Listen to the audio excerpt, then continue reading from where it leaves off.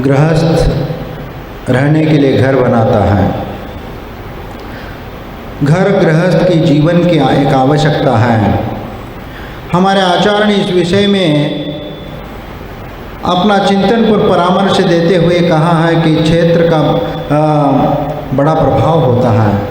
जिस क्षेत्र में आप मकान बनाते हो उस क्षेत्र का भी प्रभाव होता है और हमें ऐसे स्थान पर निवास करना चाहिए जहाँ रहकर धर्म, अर्थ और काम तीनों पुरुषार्थों को हम कर सकें। उन स्थानों पर ऐसा कर्म हमारा हो सके जिसमें हमारे घर गृहस्थी के सभी कार्य और धर्म के सभी क्रियाओं को हम सानंद संपन्न कर सके। धर्म, अर्थ और काम और इन सभी पुरुषार्थों को करने में हमारे लिए सहजता से, सुलभता से हमें प्राप्त हो सके। और वैसे ही घर में रहना चाहिए जहाँ पर त्रिवर्ग की सिद्धि होती हो।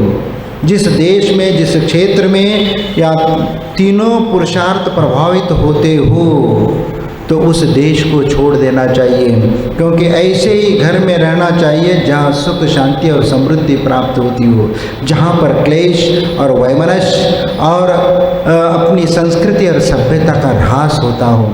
हमेशा इस बात का ख्याल रखना चाहिए, क्योंकि सबसे पहला यहाँ पर हम बात बताना चाहेंगे, क्योंकि घर तो बात की बात है। पहला घर बनने के लिए तो सबसे पहला हमारा देश का बनना जरूरी है, राष्ट्र का निर्माण होना जरूरी होता है। राष्ट्र जब बनता है तो देश, धर्म भी बन जाता है, घर भी बन जाता है, परिवार भी बन जाता है और हमारे लिए बाकी के सभी संस्कृति और सभ्यताओं की भी प्राप्ति हो जाती है। यदि सुरक्षित नहीं है तो हम उस देश में हम भी सुरक्षित नहीं रह सकते, और हम सुरक्षित नहीं रह सकेंगे तो धर्म और संस्कृति का भी विकास नहीं हो सकता, हम उसका पालन पोषण नहीं कर सकते।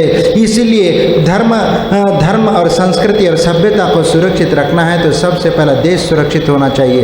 देश सुरक्षित तो बाकी के सब सुरक्षित हो सकते हैं। इसलिए हमें यहाँ पर इस बात का भी ध्यान रखना है, घर और मकान ये दो चीज़ें हैं, क्योंकि घर अलग चीज़ है, मकान अलग चीज़ है। लेकिन यहाँ पर घर बसाया जाता है और मकान बनाया जाता है।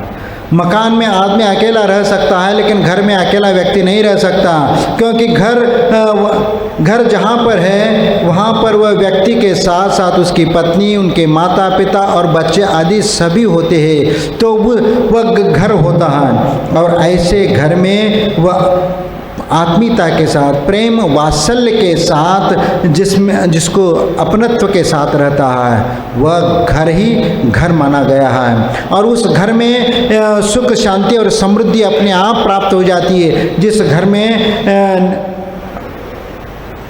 ये प्रेम, वात्सल्य आदि सभी बातें प्राप्त होती हो, क्योंकि घर के अंतस में वो बात होना चाहिए। हम घर मकान बनाने की बात करते हैं, लेकिन बाह्य और भीतर ये दोनों दृष्टि से हम जब उसका आकलन करते हैं तो बाह्य दृष्टि से तो मकान ईंट, गारा, पत्थर का हम मकान बना लेते हैं, और भीतर की बात करते हैं तो भीतर का मतलब ये है कि हमारा परिवार, और हम अपने परिवार और बच्चों के साथ हम कैसे रहते हैं, किस प्रकार रहते हैं, वह उसका आकलन किया जाता है। इसलिए बाहर से तो मकान अपन बहुत सुंदर बना लेते हैं और एक आर्किटेक्ट के द्वारा और उसका बहुत सुंदर ढंग से डिज़ाइन बना करके वह एक सुंदर महल का निर्माण करा सकता है, लेकिन वह आर्किटेक्ट घर को नहीं बना सकता। मकान तो बना सकता है, लेकिन घर में सुख, शांति और समृद्धि लाना है तो वह आर्किटेक्ट इसमें कुछ भी नहीं कर सकता, क्योंकि उसका क्षेत्र ही नहीं है, क्योंकि उसके लिए हमारे भीतर वह गुण होने की आवश्यकता है। हम यदि घर बसाते तो घर बसाने के पहले वहाँ पर घर में कौन कौन रहेगा इसका भी निर्णय हो जाता है, क्योंकि घर उसी को कहा जाता है। घर के साथ गृहस्थ शब्द जो जुड़ता है तो गृहस्थ शब्द में वह सब कुछ बात कही गई है, क्योंकि गृहस्थ वही कहलाता है जो अपने पत्नी के साथ रहता है, अपने बच्चों के साथ रहता है, अपने माता पिताओं के साथ रहता है और और इसके साथ घर में और भी जो जितने लोग हैं, चाचा, काका, दादा, दाऊ आदि जितने भी है, उन सभी के साथ प्रेम और वात्सल्य के साथ रहता है और उस घर का एक शांतिमय और एक माहौल बना करके रखता है। और एक सुंदर माहौल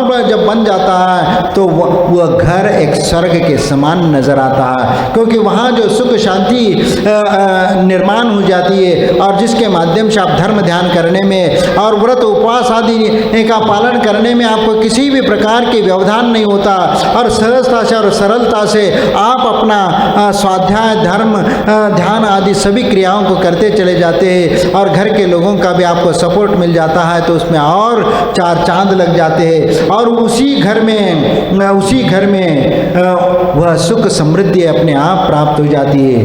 तीर्थंकर के जब घर मकान की बात आती है, मकान का भी बहुत कुछ महत्व घर के सुख शांति में रहता है। इसीलिए जिस घर का हम निर्माण करते हैं उस घर में भी आज वास्तुशास्त्र के अनुसार देखा जाता है कि घर का निर्माण हो तो वास्तु के अनुसार हो, क्योंकि वास्तुशास्त्र का जो उपदेश हमारे तीर्थंकर आदि भगवंतों ने भी उपदेश दिया है और उन्होंने घर का निर्माण करना कैसे करना, क्या करना आदि का सब का उल्लेख किया।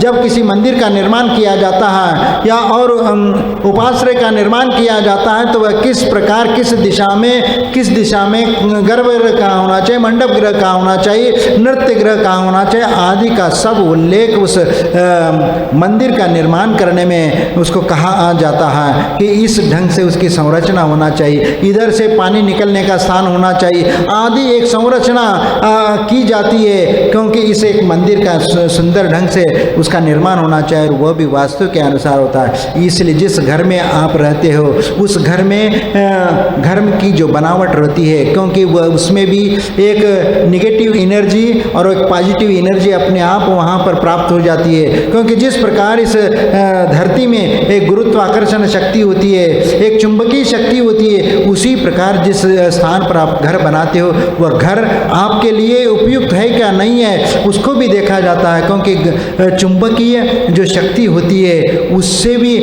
जो ग्रेविटी होती है उसके कारण उस घर के ऊपर भी वो प्रभाव पड़ता है। और यदि किसी टीले के ऊपर यदि घर बनाते हो तो वहाँ एनर्जी आपको अधिक मिलती है, और यदि वह किसी नाले में या गड्ढे में यदि मकान बनाओगे तो वहाँ आपको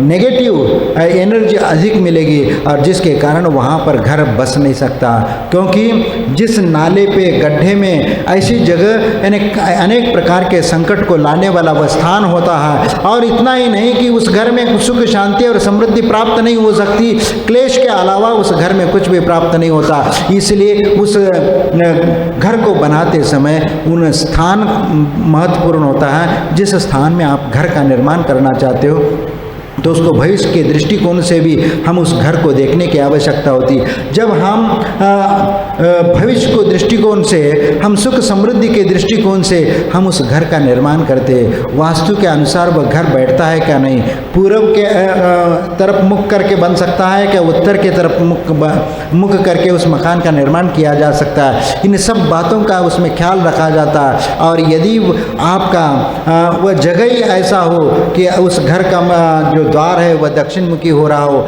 या पश्चिम मुखी हो रहा है तो हो सकता है वह घर तुम्हारे लिए लाभकारी भी न हो। हाँ, यदि आमने सामने हो, बीच में से रास्ता हो तो इधर आपस में यदि एक दूसरे का दरवाज़ा आमने सामने हो तो वह दोष निकल जाता है। बहुत सारे ऐसे बातें होती है, लेकिन ये सब एक बाह्य एक व्यवस्था बताया गया है कि आज के समय भी वास्तुशास्त्र में नित नई खोजें होती जा रही है और ये स्पष्ट हो भी चुका है कि वातावरण में रहने वाली जो चुंबकीय ग्रेविटी रहती है तो उनके किरणें, उनके संचरण और प्रभाव हमारी सोच को भी प्रभावित कर सकती है और इसलिए हमारा जीवन भी उस निमित्त से प्रभावित हो जाता है। इसलिए गृहस्थ को ऐसा ही घर बनाना चाहिए जो वास्तु के नियमानुसार हो।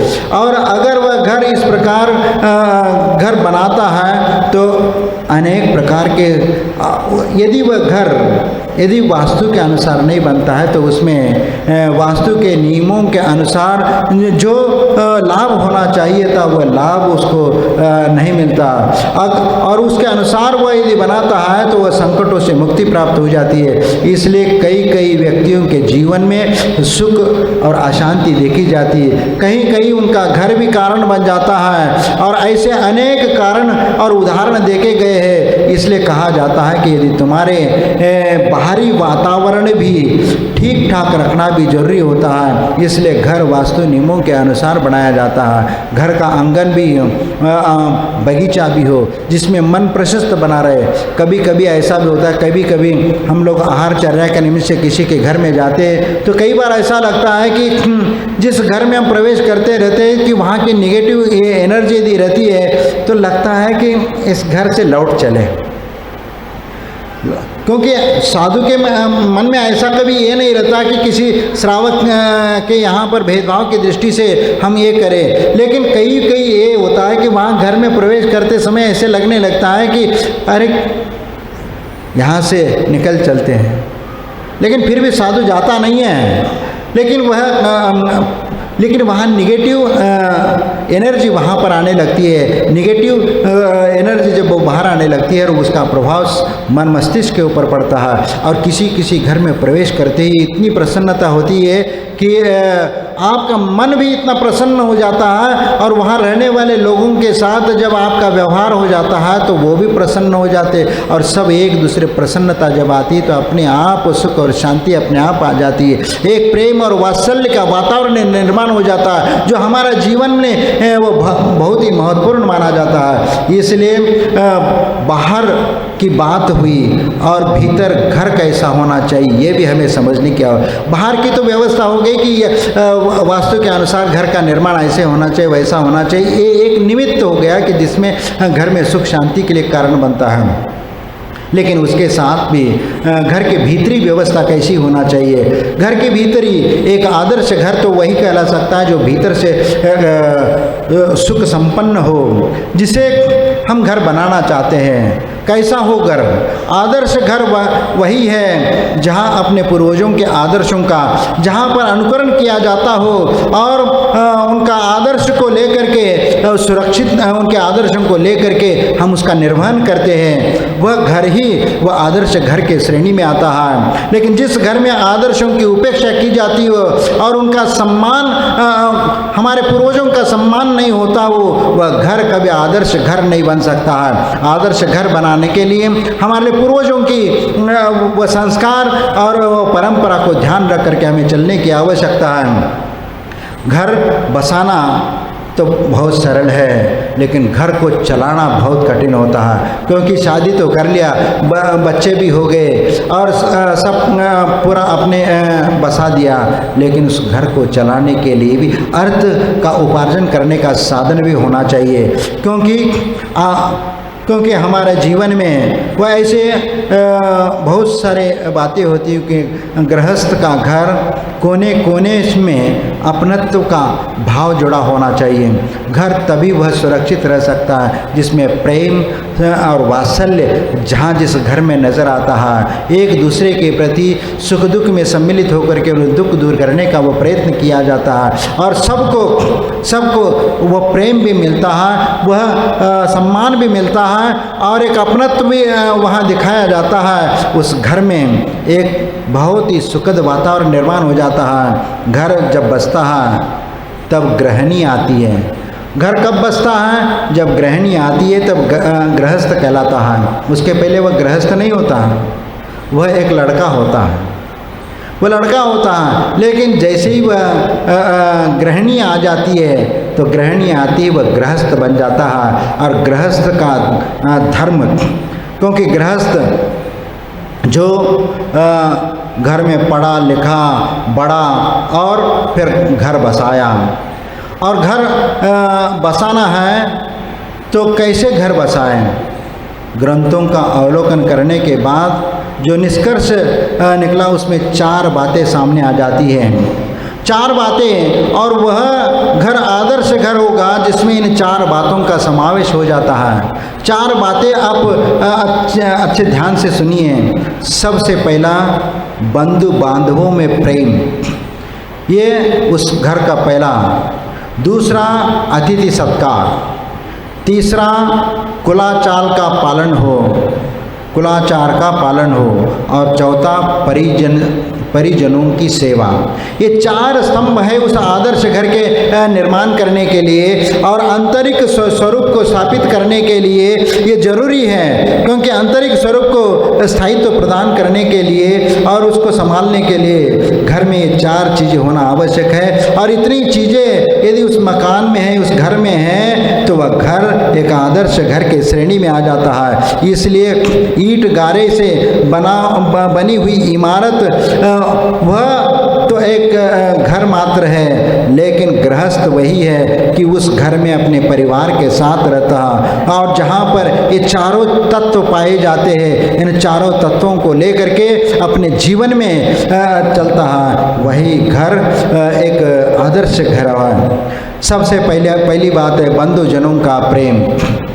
अपने बंधुजनों के प्रति जो प्रेम और वात्सल्य होना चाहिए, आत्मीयता होना चाहिए, एक दूसरे के प्रति एक प्रेम वात्सल्य होना चाहिए। लेकिन जिस घर में एक दूसरे के प्रति प्रेम और वात्सल्य नहीं और जहाँ पर आत्मीयता समाप्त है, एक दूसरे से बातें नहीं करते हैं, एक छत पर रहने के उपरांत भी वहाँ भाई हो या जेठानी देवरानी आदि सब लोग रहते हुए भी मन मुटाव के कारण एक दूसरे से बातें नहीं करते हैं, ऐसे उस छत के नीचे रहने वाले लोग पास में रहते हुए भी बहुत दूर है, वह उस घर में वीरानगी छाई हुई है। क्योंकि हमारे कुछ आचार्यों ने और कुछ नीतिकारों ने लिखा है, जागर प्रेम न संचरे, जागर प्रेम न संचरे ता घर जान मशान, जैसे खाल लुहार की श्वास लेत बिन प्राण। इन्हें कितनी बड़ी बात यहाँ पर कही गई है कि जहाँ पूरी तरह से संवेदनहीनता है, जहाँ व्यक्ति पूर्ण रूप से संवाद शून्य बन चुका है, उस घर में तो वह घर श्मशान के समान है, वीरान है, उस घर में कोई भी कुछ भी नहीं है। इसलिए जीवन में जिस प्रकार वह एक लोहार के घर में एक वह धोकनी होती है, जिसको हिलाते चलते हैं तो वह श्वास उसके हवा आती जाती रहती है और उसके कारण वह श्वास लेता हुआ नज़र आता है। तो इस प्रकार वह भले ही वह श्वास ले रहा है, ये कर रहा है, लेकिन वास्तव में वह जीवित नहीं है। वह एक क्योंकि वह एक श्वास लेता हुआ नज़र आता है, लेकिन जो प्रेम के साथ आती है और जाती है, जिस घर में प्रेम का संचरण होना चाहिए, बंधुजनों में आत्मीयता होना चाहिए और एक श्रद्धा और समर्पण होना चाहिए, तब वह घर एक आदर्श घर की श्रेणी में आ जाता है। दूसरों के प्रति सम्मान की भावना होना, आदर का भाव होना, परस्पर में बहुत अधिक श्रद्धा और समर्पण आदि होना, ये आदर्श घर को स्थापित करता है। इसलिए हम अपने जीवन में ऐसे घर को स्थापित करते तो वहाँ इन 4 बातों का ख्याल रखना है, क्योंकि आपस में प्रेम और वात्सल्य से रहो, नहीं तो एक छत के पीछे, एक छत के नीचे रहते हुए भी जब विचारों में सामंजस्य नहीं है, आचारों में सामंजस्य नहीं है, एक दूसरे को समझने को तैयार नहीं होता, तो ऐसे समय में वह छोटा बड़ा का लिहाज नहीं होता है, तो वह घर नहीं है, वह एक श्मशान के समान है।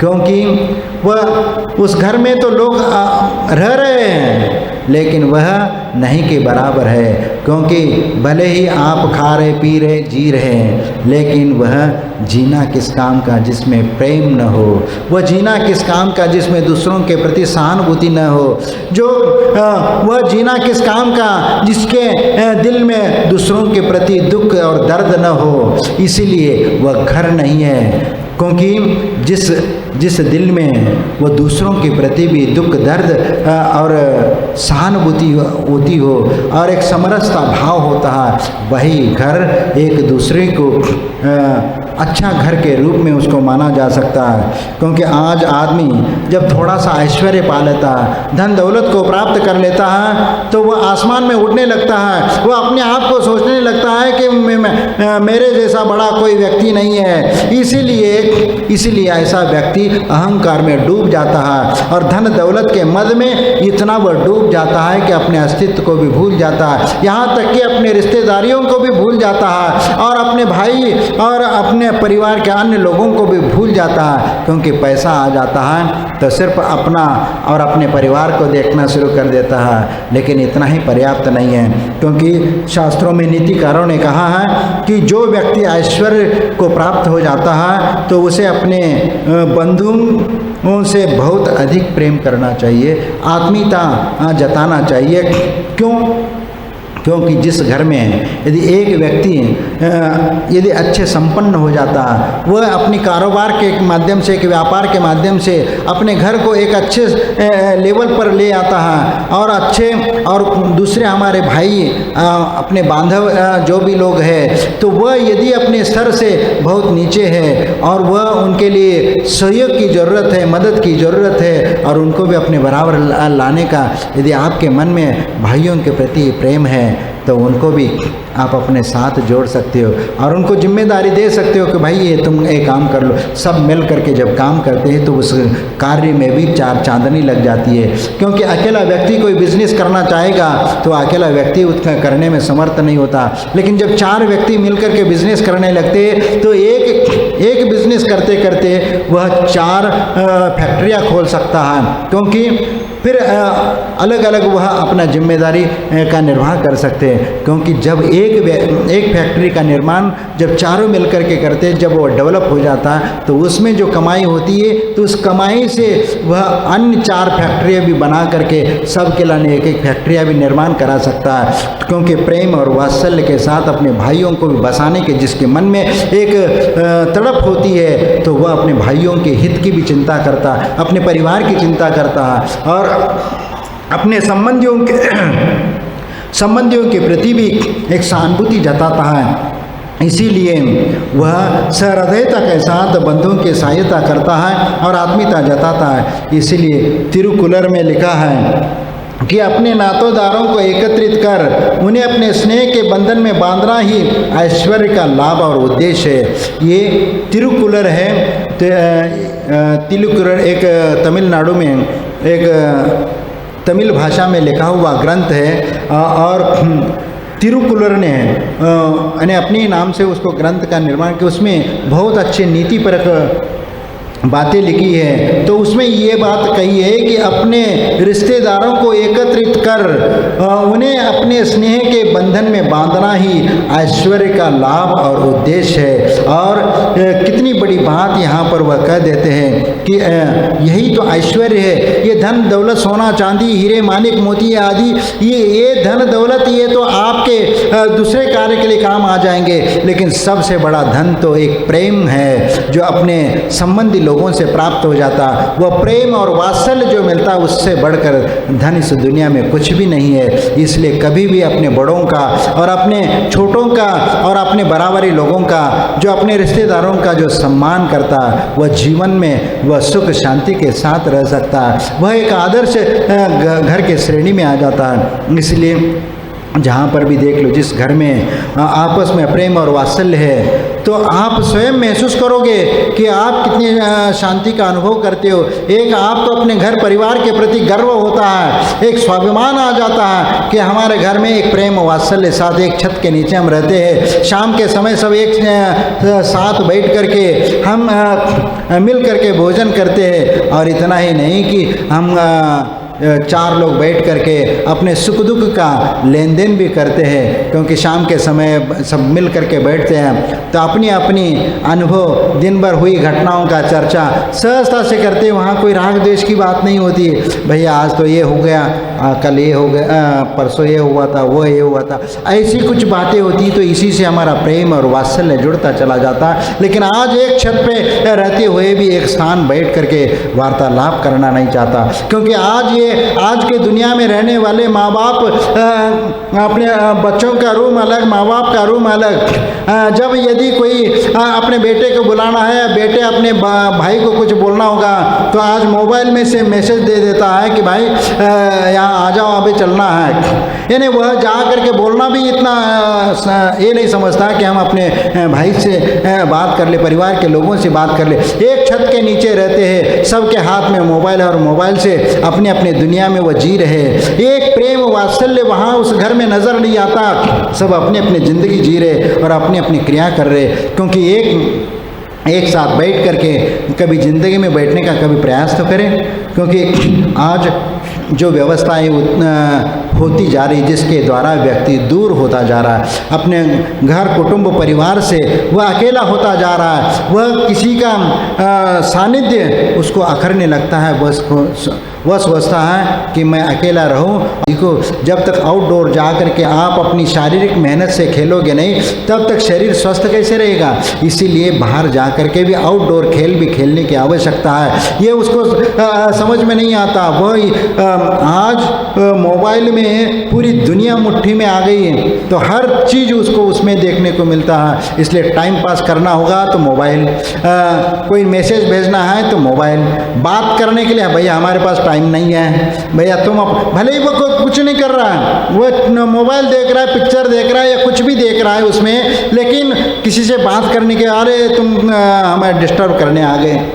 इस प्रकार की स्थिति होती है कि कोई भी अपने कार्य करते समय किसी को बीच में व्यवधान डालने का कभी विचार नहीं करता, क्योंकि वो यदि व्यवधान डालेगा, अरे भैया हमारे पास टाइम नहीं है, भले टाइम हो, यानी व्यर्थ में अपना समय वेस्ट कर रहा है वह इधर उधर की चीज़ों को देखने के लिए। फिर भी वह किसी से मिलने की बात आएगी, अपने दोस्त यदि मिलने के लिए आते जाते, भैया अच्छा चलो खेलने के लिए, भैया डिस्टर्ब कर दिया, फिर भी मन मार करके महसूस करके वह उसके साथ चला जाता है, थोड़ा सा आउटडोर बाहर जा करके घूम करके आता है, खेल करके आता है।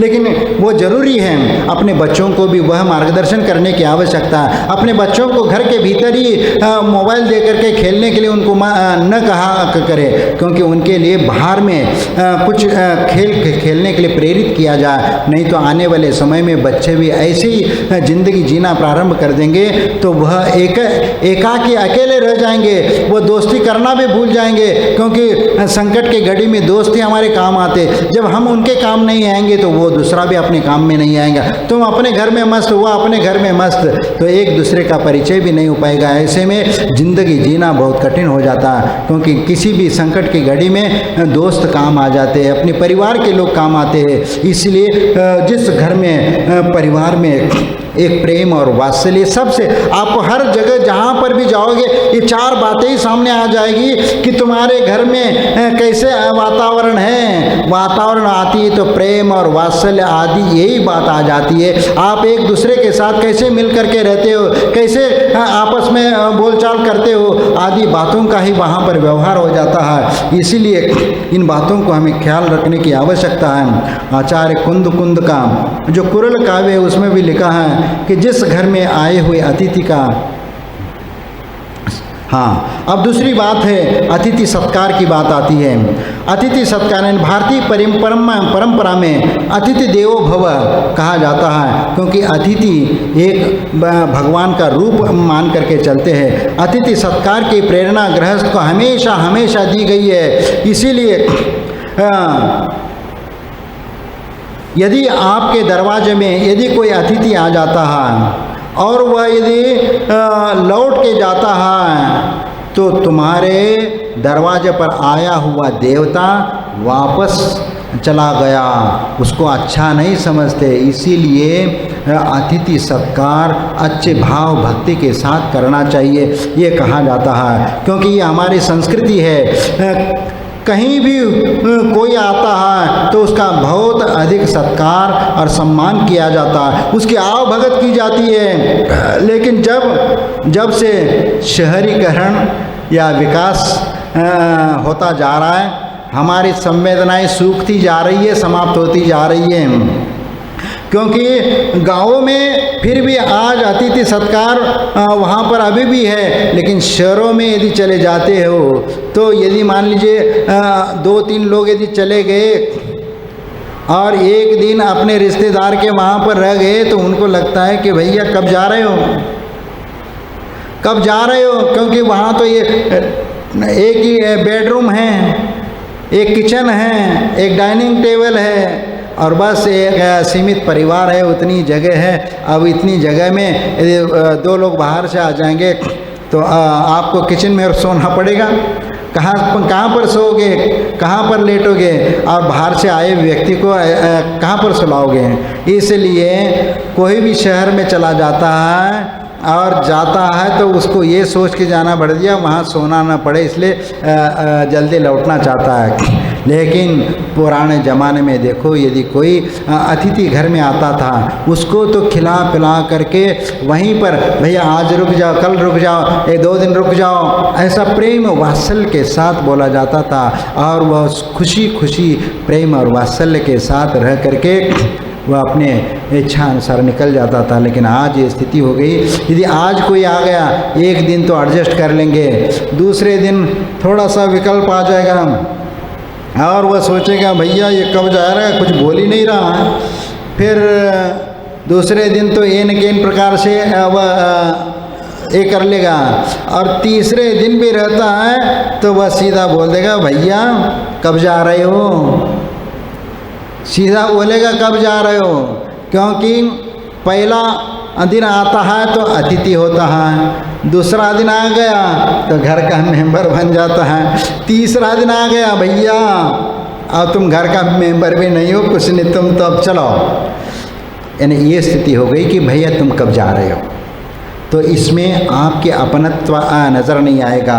ये घर कभी वह स्वर्ग नहीं बन सकता, क्योंकि वह प्रेम और वात्सल्य से किसी का मन जीतना बहुत कठिन होता है।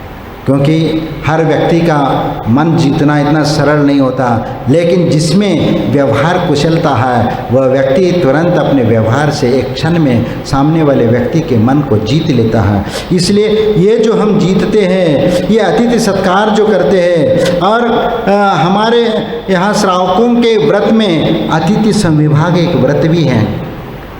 श्रावकों के जो शिक्षा व्रत है उनमें एक अतिथि संविभाग है, क्योंकि अतिथियों का सम्मान कैसे करना चाहिए, कैसे सत्कार करना चाहिए, ये भारतीय परंपरा में इसका बहुत अच्छे से उल्लेख किया गया है। इसीलिए हमें अपने घर को आदर्श घर बनाना है तो अतिथि का आत्मीय स्वागत करना सीखो, उनकी आत्मीय सत्कार करना सीखो। अतिथि सत्कार से 2 लाभ हो जाते हैं। अतिथि सत्कार से 2 लाभ हो जाते हैं, एक गुण ग्रहण और दूसरा निष्काम सेवा। ये 2 चीज़ें हमें प्राप्त हो जाती है, क्योंकि गुणवान पुरुष आपके घर में यदि आता है तो आप उनके अनुभवों से कुछ सीख लेते हैं और उनके अनुभवों से कुछ शिक्षा भी प्राप्त कर लेते हैं। और दूसरी बात, निष्काम सेवा करने का अवसर आपको प्राप्त हो जाता है। और अतिथि सत्कार के अंतर्गत ही दान भी आता है। दान को गृहस्थ का मुख्य धर्म कहा गया है, और आचार्य ने इसीलिए कहा है कि दानम पूजा मुख्यम सावय धम्मे, दानम पूजा मुख्यम सावय धम्मे न सावया होति ते नवीनाम झानज्जैनम मुख्यम जय धम्मे तम विना तहा सोवी। इन्हें श्रावक के 2 धर्म बताए गए हैं, दान और पूजा। दानम पूजा मुख्यम, यानी दान और पूजा ये श्रावक के मुख्य 2 धर्म हैं। जिस घर में दान और पूजा की परंपरा है वह घर यथार्थ घर है, वही घर एक आदर्श घर की श्रेणी में आता है। इसलिए ग्रही दानेन शोभते, इसलिए कहा जाता है कि गृहस्थ दान से शोभा को प्राप्त हो जाता है। गृहस्थ जो दिन भर की गृहस्थी में और सांसारिक प्रपंचों में उलझ करके पाप अर्जित करता है, वह सारा पाप उसके दान के द्वारा प्रक्षालित कर देता है। और जब भगवान की पूजा करता, अनुष्ठान करता है, तो जो किए हुए 24 घंटे में किए हुए जो पाप है उनके पूजा करने से वह समाप्त हो जाता है। इसलिए दर्शनम देव देवस्य दर्शनम पापनाशनम दर्शनम स्वर्ग सोपानम दर्शनम मोक्ष साधनम, ऐसा कहा जाता है। क्योंकि दर्शन करने से, दर्शनम देव देवस्य दर्शनम पापनाशनम, यानी जिनेंद्र भगवान का दर्शन करने से पापों का नाश हो जाता है और स्वर्ग और मोक्ष की भी प्राप्ति हो जाती है। इसीलिए हम इस बात को लेकर के चलते हैं कि व्यक्ति के जीवन में, श्रावक के जीवन में दान एक ऐसी क्रिया है, ऐसी प्रक्रिया जिसके माध्यम से व्यक्ति अपने पाप का प्रक्षालन करता है। और प्रत्येक गृहस्थ को अपनी आय से कुछ न कुछ अंश नियमित रूप से दान देना चाहिए, क्योंकि गृहस्थ का इसी से तो उसका पुण्य बढ़ता है। भले ही प्रतिदिन आप अपनी क्षमता के अनुसार यदि 1 रुपया भी निकाल करके रखते हो तो महीने में सिर्फ 30 रुपये होते हैं।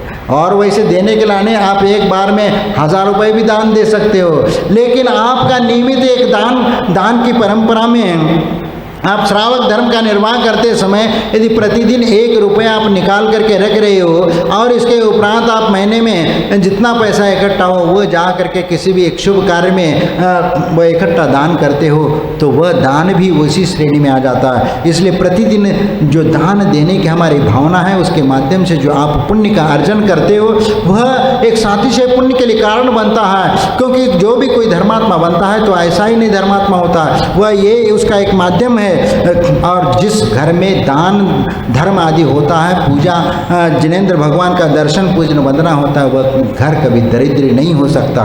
क्योंकि हमारे आचार्य ने कहा कि जिस घर में दान की परंपरा होती है वहाँ कभी भी दरिद्रता नहीं आ सकती है। दरिद्र का साम्राज्य वही होता है जहाँ धन संग्रह करने की प्रवृत्ति होती है, इसका वितरण नहीं होता है, उसके जीवन का कभी उद्धार नहीं हो सकता। इसलिए हमारे आचार्य ने कहा है कि आय के अनुसार हमेशा अपने को दान देते रहना चाहिए। और तीसरी बात है कुलाचार का पालन। दूसरी बात अतिथि सत्कार हुआ था। तीसरी बात अब कुलाचार का पालन। अब आदर्श घर वही है जहाँ पर कुल की गरिमा के अनुसार आचरण रखा जाता हो और जहाँ आचार विचार रीति रिवाज रहन सहन में बहुत अधिक ध्यान रखा जाता हो। अपने पूर्वजों की गौरवशाली परंपरा के अनुसार आचरण किया जाता हो, पूर्वजों के आदर्शों का हमेशा सम्मान किया जाता हो, और वही घर एक आदर्श घर के श्रेणी में आ जाता है। जिस घर में बड़ों का सम्मान, परिजनों में आदर और बहुमान दिया जाता है, वो कुलाचार बहुत व्यापक शब्द है। यानी इस कुलाचार के अंतर्गत वे सब धार्मिक क्रियाएं समाहित हो जाती है।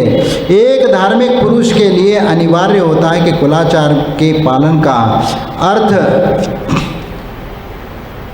अपने आचार विचारों को साफ करना और अपने आचार विचारों के अनुसार उसका अमल में लाना। एक परिवार में जन्म लेने के बाद जो हमारा नैतिक आचरण होना चाहिए उसका अनुपालन करना, उसके संस्कारों को सुरक्षित करना और उसको संवर्धित करना, ये है कुलाचार का पालन का अर्थ है। जो कुलाचार का पालन करते हैं, जिस घर में कुलाचार का पालन होता वहाँ कभी दुराचार प्रकट नहीं होता, और जहाँ दुराचार होता है वहाँ कुल कलंकित होने लगता है। जो व्यक्ति कुलाचार का पालन करते वे ही अपने कुल की कीर्ति को आगे बढ़ाने का काम करते हैं। इसलिए तिरुकुलर में कहा है कि अपने पूर्वजों की कीर्ति की रक्षा, इसमें भी 5 बातें बता रहे हैं कि तिरुकुलर में कहा है कि अपने पूर्वजों की कीर्ति की रक्षा करना, देव पूजन करना, अतिथि सत्कार करना, माता पिता की सेवा करना और आत्मोन्नति, यानी गृहस्थ के ये 5 कर्म उन्होंने बताए हैं। इन 5 कर्मों का पालन करने वाला वह गृहस्थी अपनी पूर्वजों के आदर्शों को रखता हुआ वह कुलाचार का वह पालन करता है। इसलिए पूर्वजों की कीर्ति की रक्षा तभी होगी जब हमारे पूर्वजों के अनुसार आचरण करेंगे, व्यवहार करेंगे, और इस प्रकार का हम जीवन जीते चले जाएंगे।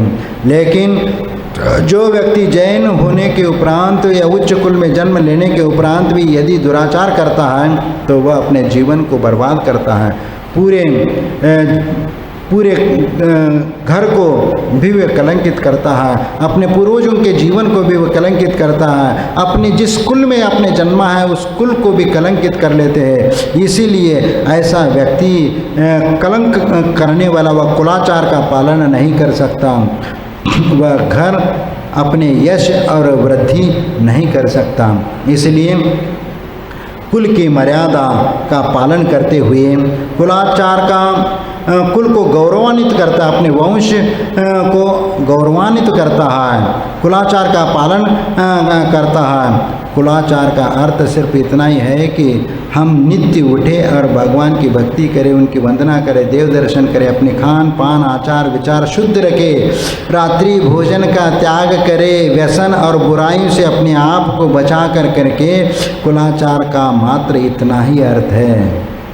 इसके विपरीत यदि व्यक्ति आचार विचार व्यवहार और व्यापार में विकृति करता है तो समझ लेना कि वह अपने कुलाचार से दूर हट करके दुराचार की ओर बढ़ रहा है। इसलिए हमारे जीवन में कुलीनता आनी चाहिए। कुलीनता से संस्कार यदि जीवन में होते हैं तो वह कुल की कीर्ति का कारण बन जाता है। इसलिए हमें इस बात का हमेशा ख्याल रखना चाहिए कि जिस कुल की परंपरा में यानी मनुष्य का व्यवहार कैसा है इसे समझ में आ जाता है, क्योंकि एक भूमि की विशेषता का पता उसमें उगने वाले पौधे से लगाया जाता है, ठीक उसी प्रकार मनुष्य के व्यवहार से उसके कुल का संकेत हमें प्राप्त हो जाता है। और मनुष्य का व्यवहार कैसा है, उसकी बोलचाल कैसी है, उसका रहन सहन कैसा है, आदि बातों को देख करके हमें समझ में आता है कि इस व्यक्ति का कुल किस प्रकार का होगा, इसके आचार विचार इनके घर में परिवार में किस प्रकार के होंगे, इसका भान हो जाता है। इसीलिए हमें ऊंचे कुल में जन्म लेने का अवसर यदि मिला है तो अपने व्यवहार को हमेशा विनम्र बनाए रखना, निष्कपट व्यवहार, चेहरे पर मुस्कान और अंदर से उदारता का आचार विचार की शुद्धि, यही उत्तम कुल की पहचान है। उत्तम कुल में जन्म लेने वाले व्यक्ति को अपनी कुलीनता का ध्यान रखना चाहिए। और लिखा भी है, जो मनुष्य बिना किसी अनाचार के अपने कुल को उन्नत बनाता है सारा जगत उसको अपना मित्र समझता है।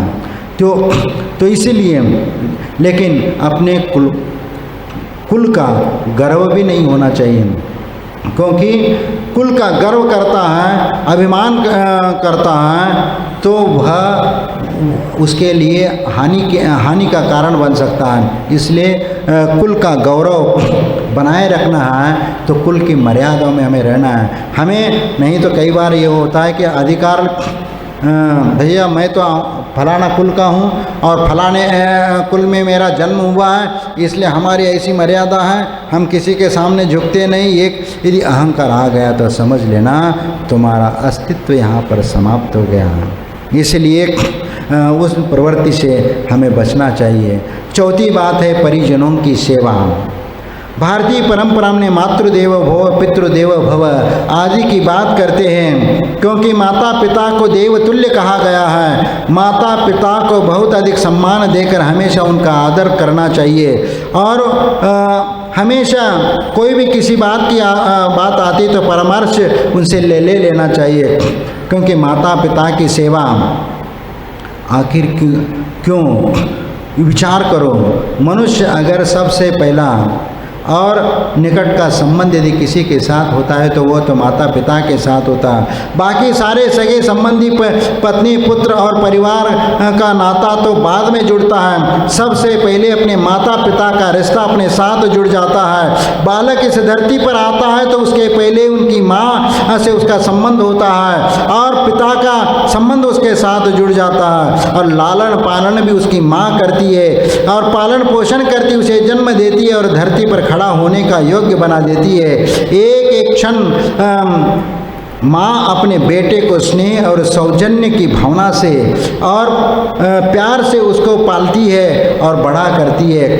और ममता का समरस निरंतर अपने शिशु को पान कराती है। इसीलिए तो माँ के हृदय में अपने पुत्र के प्रति जो स्नेह और प्रेम होता है, जो ममता होती है, उसे सिर्फ माँ ही जान सकती है, दूसरा कोई नहीं। इसीलिए यहाँ तो यही मानना है कि माँ भी उसे नहीं बता सकती, क्योंकि वह सिर्फ अनुभव गम्य होती है। मातृत्व बहुत बड़ी चीज़ है, वह एक बार उमड़ता है तो उमड़ता ही जाता है, वह कभी रुकता नहीं है। इसलिए इस संदर्भ में एक बहुत अच्छा उदाहरण हरिवंश पुराण में मिलता है कि माँ की ममता कैसी होती है और जाने अनजाने में भी उसकी ममता कैसी उमड़ती है। एक उदाहरण के माध्यम से वहाँ पर दिया है कि देवकी और श्री कृष्ण को जरासंध ने उसको कैद किया था। जरासंध ने या कंस ने उसको बंद किया था। तो जैसे ही वह क्योंकि वो बंद इसलिए किया था कि किसी ज्योतिषी ने उसको कह दिया था कि तुम्हारा 8वां पुत्र आएगा तो वह तुम्हारे लिए नष्ट करेगा। तो वही बात यहाँ पर ये बताते कि उसमें देवकी के 6 पुत्र उत्पन्न हुए हैं, लेकिन कंस उन्हें मार न डाले, इस भय से वहाँ से निकलने का एक उपाय उनको सूझ जाता है। और उसके साथ वह ऐसे जीव थे जो युगल जन्म लिए हुए थे, यानी 3 युगल पुत्र थे। और इसका कारण एक बनता है कि उन पुत्रों की रक्षा देवों ने आकर के करी, क्योंकि उन पुत्रों को उठा करके वहाँ से ले गए और उसको दूसरे स्थान भद्दलपुर, जहाँ विदिशा का स्थान माना जाता है, वहाँ पर उनको छोड़ दिया। और वहाँ जो जिस माँ के वह जो बच्चे जन्म हुए थे, क्योंकि वह भी युगल संतान थे, वो युगल संतान मरण को जन्म से ही वह मरण को प्राप्त हुए थे। तो उन बच्चों को, मरे हुए बच्चों को उठा लिया और ये जिंदा बच्चों को उनको पास रख दिया और उसको ला करके देवकी के गोद में बगल में रख दिया। ये किसी को मालूम नहीं है और ये अपने आप ये काम हो गया, क्योंकि वह जो जीव थे वह तद्भव मोक्षगामी जीव थे, इसलिए देवों ने आकर के उनकी रक्षा की थी। और ये जो मरे हुए पुत्र, अब जब उनको मालूम पड़ा कि ये तो मरे हुए बच्चे हैं, तो उसको ये कर लिया। 1 हुआ, 2 दूसरी बार युगल पुत्र हुए, उनको भी इसी प्रकार वह दूसरे स्थान पर ले गए और वहाँ से बदल करके दूसरे मरे हुए पुत्र ले आए। इस प्रकार 3 बार इन्होंने युगल पुत्रों को जन्म दिया और उसके बदले में युगल पुत्र मरे हुए ला करके यहाँ पर रख दिया और कंस को बता दिया ये तो मरे हुए गए। उसके बाद जब बड़े हुए तो भगवान नेमिनाथ के दर्शन करने के लिए उनके समूह शरण में वे जब बच्चे बड़े होने के उपरांत चले जाते हैं, तो उनको भगवान नेमिनाथ के समूह शरण में देख करके उनको वैराग्य उत्पन्न हुआ और वैराग्य हो करके उन्होंने दीक्षा धारण कर ली। और दीक्षा धारण करने के उपरांत चारण रिद्धिधारी वह मुनि बन गए और वह एक दिन आहार करने के निमित्त से वह वहाँ पर मथुरा देवकी के यहाँ पर आए और उस समय देवकी ने उनको पड़घान करके नवदा भक्ति से उन्होंने घर में प्रवेश करा दिया। और जैसे ही उनको पड़घान करके घर में ले आई तो उनके स्तनों में से दूध बहने लगा। एक मातृत्व की अपने आप झरना शुरू हो गया और वह समझ नहीं पा रही थी कि ये इतना उन बच्चों को देखकर अपनापन क्यों हो रहा है। कभी उनने देखा नहीं था उन बच्चों को, क्योंकि जन्म से ही वह दूसरी जगह थे, लेकिन वह एक मातृत्व अपने आप जागृत हो रहा था। और उसके उपरांत उनका आहार हो गया। आहार होने के उपरांत वह निकल गए। तो कुछ समय पश्चात दूसरे एक युगल मुनिराज आए, वह भी उनका चेहरा भी उनके जैसा। उनने सोचा कि अभी तो आहार करके चले गए और दोबारा आ गए, लेकिन उन्होंने शंका कुछ भी नहीं की और उनने स्वयं प्रदान कर लिया और उनको भी आहार करा दिया। उनके समय में भी उनमें वही ममत्व की भावना प्रकट होने लगी और वह हैरान हो गई कि इस प्रकार क्यों हो रहा है। और उसके उपरांत उनका भी आहार हो गया और वह चले गए और तीसरा जोड़ा आ जाता। वो समझे ये कुछ समझ में नहीं आ रहा और सब एक जैसे चेहरा सबके, और देख करके वह हैरान हो जाती है और वो ममता तो बहती जा रही है और द्विगुणित होती जा रही है और पूरा कपड़े भी ये हो जाते हैं। और फिर वह आहार, फिर भी वह बिना शंका कुतर्क किए बिना उन मुनिराजों को प्रदान करके आहार दे देते। आहार देने के उपरांत वह तो चले जाते। उसके उपरांत वह देवकी नेमिनाथ भगवान के समूह शरण में जा कर के भगवान से प्रश्न पूछती है कि हे भगवान, आज ये ऐसा क्यों हुआ कि वह दो मुनिराज वह 3 बार आहार करने के लिए आए और उनको देख करके मेरे मन में एक अपना ममता जागृत हो गई और वह ज़रूरत से अधिक जागृत हो गया। ऐसा क्यों हुआ? भगवान ने कहा कि वह कोई 2-3 बार भोजन करने नहीं आए, वह अलग अलग लोग थे, अलग अलग, और वे तुम्हारे पुत्र थे और तुम्हारे युगल पुत्र थे। इसके पहले तुम्हारे जो बच्चों का जन्म हुआ था उनका दूसरे स्थान पर उनका पालन पोषण हुआ था और वह अपना जीवन यापन करते हुए बड़े होकर के मुनि दीक्षा ग्रहण करके वह आहारचर्या के लिए तुम्हारे यहाँ आए थे और उनको देख करके तुम्हारे मातृत्व की भावना जागृत हुई, इसीलिए वह तुम्हारी मातृत्व का ये होने से वह एक कारण बना है। इसलिए यहाँ पर जब देवकी को अपनी मातृत्व की कैसी ममता होती है, वह क्योंकि एक माँ की ममता जो होती है उतना उपकार दुनिया में कोई भी किसी व्यक्ति का नहीं हो सकता। इसलिए माँ बचपन से उसका लालन पोषण करती, बड़ा करती, संस्कार देती है और संस्कार दे करके उसको बड़ा करती है। तो ये सबसे बड़ा उपकार उस माँ के ऊपर होता है। इसलिए अपने बेटे की ओर वो अधिक ध्यान देती है। इसलिए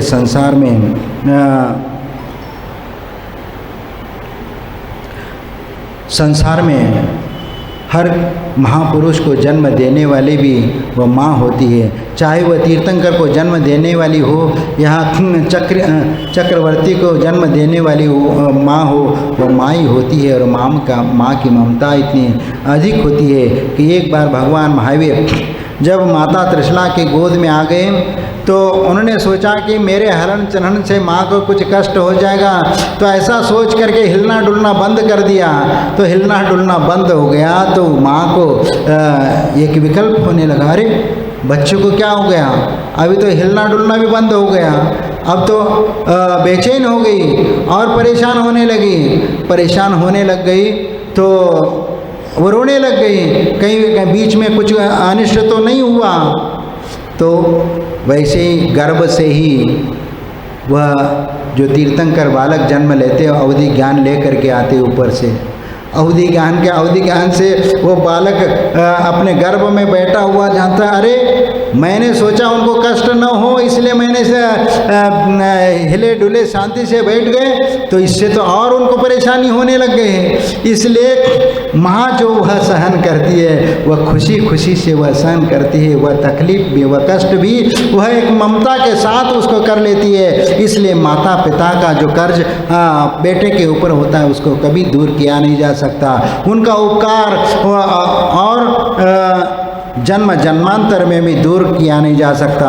इसीलिए हम अपने जीवन में माता पिता का सम्मान और हमेशा गौरव उनको ले करके करना चाहिए। यदि कभी कोई काम करते हैं, जब बेटा बड़ा होकर के अपने पैर पर खड़ा हो जाता है, कोई बड़ा काम कर लेता है तो माता पिता का आशीर्वाद लेकर के काम करता है और जब भी उसका श्रेय देता है तो अपने माता पिता को दे देता है कि वह जो बालक होता है वह बालक ही वह श्रेष्ठ बालक माना जाता है, क्योंकि जो अपने माँ बाप की सेवा करता है और जो स्वयं सेवा करने के उपरांत उसका जो भी काम अच्छा किया है उस कार्य का फल अपने माँ बाप को देता है कि आपके वजह से ये काम हम कर पाए, आपका आशीर्वाद था इसलिए, नहीं है तो मैं ये काम कैसे कर पाता।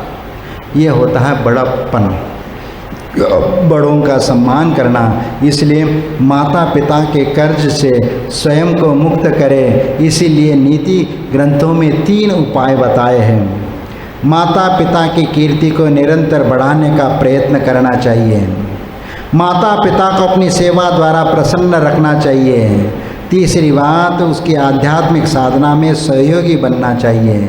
ये 3 बातों को हमें ख्याल रखना चाहिए और इन 3 बातों को ग्रहण करके हम अपने जीवन में उसको उतारने का प्रयत्न करना चाहिए। आगे आप लोगों को इसके बारे में आपका समय हो रहा है, इसलिए मैं आप लोगों को यहीं तक इसको छोड़ देता हूँ। इसके बाद आगे पिता पुत्र के बारे में भी इसमें और भी विषय हैं और पुत्र कितने प्रकार के होते हैं और 4 प्रकार के पुत्र होते हैं। चारों प्रकार के पुत्रों का कथन क्या है, किस प्रकार है, अतिजात, अनुजात, अवजात और कुलांगार, ये 4 प्रकार के पुत्र होते हैं। 4 पुत्रों का कार्य क्या होता है ये भी हम समझने का प्रयास करेंगे, क्योंकि एक आदर्श गृहस्थ जीवन को अपनाना है तो इन सभी बातों का, छोटे छोटे बातों को हमें समझ करके हमें उसको ग्रहण करने की आवश्यकता है, तभी तो एक आदर्श घर बन सकता है। और आदर्श घर, जब ये सब पूरी बातें उस घर में व्यवस्थित होती हो तो ही वह घर आदर्श घर माना जाता है, अन्यथा वह आदर्श घर की श्रेणी में नहीं आ सकता। जो अपने माँ बाप की सेवा शुश्रूषा करता है और माँ बाप को हमेशा परामर्श लेता है, जब भी कोई कार्य करना होता है तो भले ही वह ये न हो, लेकिन एक बार माँ बाप से पूछना चाहिए कि ये काम करने जा रहे हैं, आपका आशीर्वाद हो। बस इतना भी बोल करके आशीर्वाद ले करके चलो तो तुम्हारे काम, उनकी भावनाएं उसके साथ जुड़ जाती है। भले ही वह काम हो या न हो, लेकिन उनका आशीर्वाद बहुत फलता है। मैंने ऐसे कई उदाहरण देखे, प्रत्यक्ष देखे हैं, जो माँ बाप की सेवा करने वाला वह लड़का और उसका जीवन और एक माँ बाप से दूर रहने वाला वह लड़का, उन दोनों की दशा का भी हमने देखा है। हम एक बार बुढ़ार में हम लोग गर्मी के समय वहाँ रुके थे एमपी में, तो वहाँ पर एक परिवार ऐसा था कि एक परिवार में जो बड़ा बेटा था, बड़ा बेटा वो माँ बाप को साथ में रखने को तैयार नहीं था। और जब भी उन भाइयों के बंटवारा हुआ तो सबसे पहला छोटे बेटे ने कहा कि मुझे जो भी संपदा में जो मिला हुआ ठीक है, लेकिन मैं उसी में हूँ, लेकिन मैं अपने माँ बाप का अपने साथ रखूँगा। उस बेटे ने कहा कि माँ बाप को मैं अपने साथ रखूँगा। बड़े ने कहा कि ठीक है। उनने सोचा कि अच्छी बात है, लेकिन वह अलग हो गया। उनके लिए भी उतना ही हिस्सा मिला और इनको भी उतना ही हिस्सा मिला। अपनी अपनी प्रॉपर्टी में अपना जीवन यापन शुरू कर लिया। लेकिन जो बड़ा लड़का था, वो बड़ा लड़का धीरे धीरे वह जो भी हो, लेकिन अपने जीवन में कोई उन्नति नहीं कर पाया। लेकिन जिसने माँ बाप को लेकर के अपने माँ बाप की सेवा करा, वह लड़का, वह एक, उनके लिए भी एक दुकान थी, उसी दुकान से उन्होंने ऐसा डेवलप कर लिया और ऐसा ये समझ लो कि माँ बाप की सेवा का फल ही है कि वो 3-3 मंजिल का वो मकान बना दिया, लेकिन उसका 1 मंजिल भी नहीं बना और जो उनको दुकान मिला वह भी बंद पड़ गई।